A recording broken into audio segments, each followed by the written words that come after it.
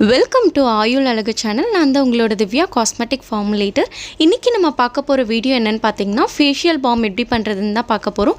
நம்மளோட ஸ்கின்னை ட்ரை ஆக்காமல் ரொம்பவே பவர்ஃபுல்லான herbal powder and herbal oil வச்சு எப்படி இந்த ஃபேஷியல் பாம் நம்ம ரெடி பண்ணலாம் அப்படின்றதான் பார்க்க போகிறோம்.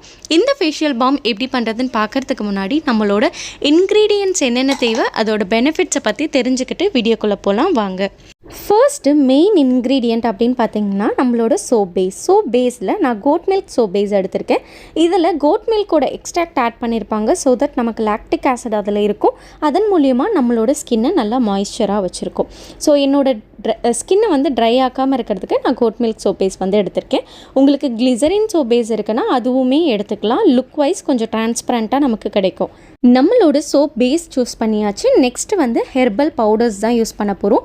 ஹெர்பல் பவுடரில் ரொம்பவே முக்கியமான ஒரு இன்க்ரீடியண்ட் நம்மளோட ஸ்கின்னை பிரைட்டன் பண்ணுறதுக்குன்னா டர்மரிக் தான். டர்மரிக் நம்மளோட ஸ்கின்னில் இருக்கக்கூடிய டார்க் ஸ்பாட்ஸை ரெடியூஸ் பண்ணுறதுக்கும் ஆக்னி வராமல் பாதுகாக்கிறதுக்கும் ஸ்கின்னை பிரைட்டன் பண்ணுறதுக்குமே ரொம்பவே ஹெல்ப்ஃபுல்லாக இருக்குது. இதில் ஆன்டி மைக்ரோபியல் ப்ராப்பர்ட்டிஸ் இருக்கனால ஆக்னி இருந்தாலும் அதை ரெடியூஸ் பண்ணி கொடுக்கறதுக்கும் இந்த டர்மரிக் பவுடர் ஹெல்ப்ஃபுல்லாக இருக்குது. நெக்ஸ்ட்டு யூஸ் பண்ணக்கூடிய ஹெர்பல் பவுடர் என்னன்னு பார்த்தீங்கன்னா சாண்டல்வுட் பவுடர். சாண்டல்வுட் பவுடரில் பார்த்திங்கன்னா நேச்சுரலாகவே சாண்டல்வுட்டோட ஃப்ராக்ரன்ஸ் இருக்கும், ரொம்பவே ப்ளசண்ட்டாக இருக்கும்.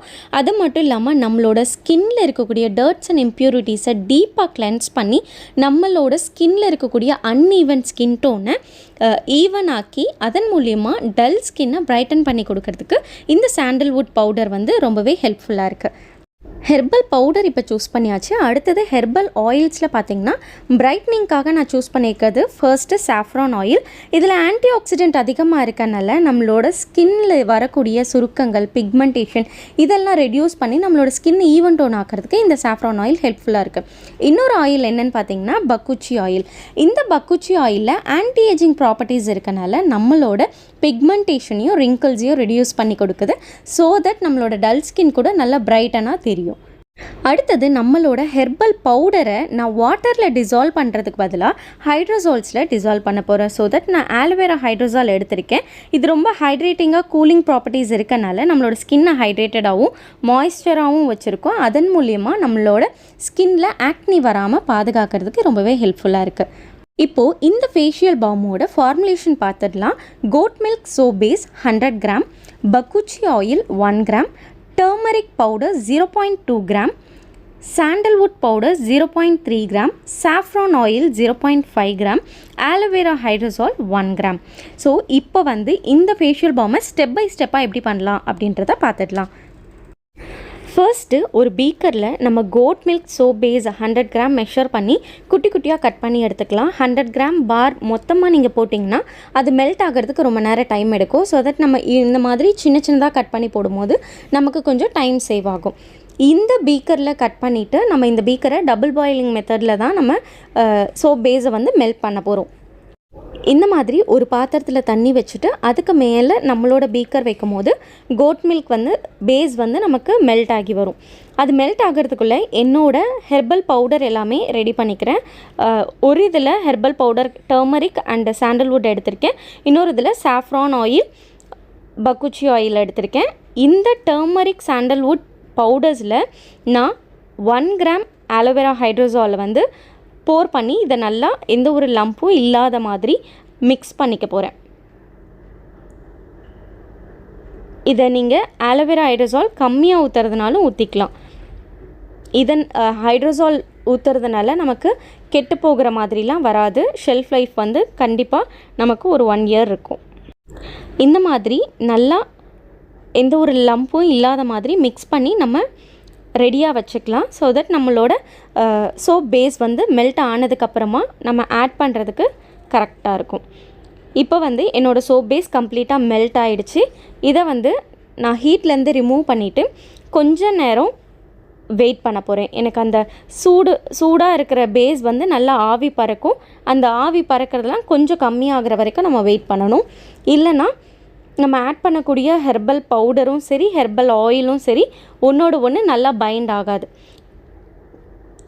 கொஞ்சம் ஹீட் ரெடியூஸ் ஆனதுக்கப்புறம் நம்ம ஃபஸ்ட்டு ஆட் பண்ணியிருக்க பவுடரை ஆட் பண்ணிக்கலாம்.